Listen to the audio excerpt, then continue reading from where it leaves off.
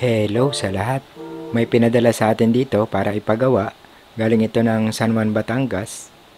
Ang history nito, sabi sa atin, bago niya dalhin sa nagagawa, pag tinatouch niya daw, hindi daw gumagana. So, napakahirap talaga ng sitwasyon na tinatouch mo naman, pero wala talaga. Then, hindi daw ito nagawa, at ang nangyari, nawala daw ang display. Bale, ang brand nito, Cherry o Cherry Mobile, at ang model nito, Aquatab Ultra version 2.0. Ang main issue o main na problema nito, wala itong display.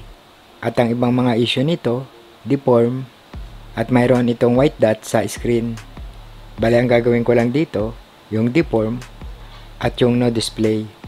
So tara, at simulan na natin. Ang unang ginawa ko rito, kinabitan ko ito ng charger. Then makikita natin dito na hindi lumalabas yung charging icon. Ang second, i-check ko ang charging rate. Then ang charging rate nito, makikita natin 2.0. So normal ito. Then kapag pina-power on, makikita na merong ilaw ang LCD o umiilaw yung backlight. Then nag-decide na ako na i-open para ma-check ko kung ano yung nagalaw sa loob.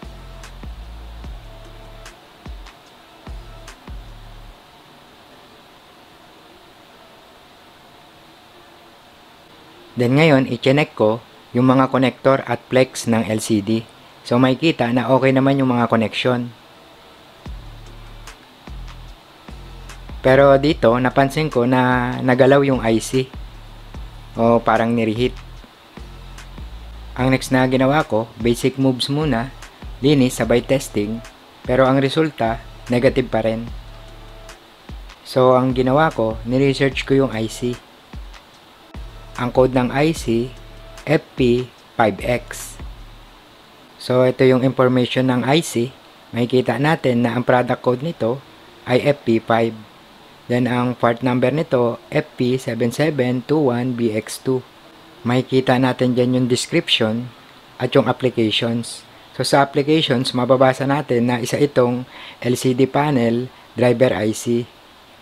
So, tama yung ginalaw nung unang gumawa nito.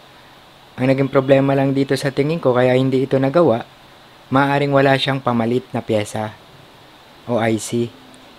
Dahil sa wala tayong pan-testing na LCD at wala rin tayong pan-testing na flex, ang naging plano ko ay i-reheat muna yung IC na ito.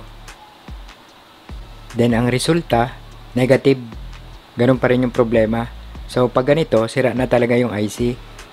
So ang ginawa ko, umorder na ako ng bagong flex at umorder na rin ako ng LCD para sigurado. So ito naman yung information ng flex.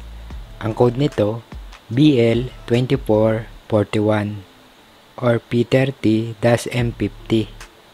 So bali na unang dumating yung LCD flex. Then after 2 days dumating din yung LCD. Pero sa LCD i-skip na natin dahil mali yung naibigay sa atin na LCD. Hindi compatible. Then makangailangan pa yun ng mga ilang linggo bago mapalitan. So ngayon testing na, makikita na success na ito. Then naitatouch na rin ito. Then mapapansin na meron itong white spot sa screen.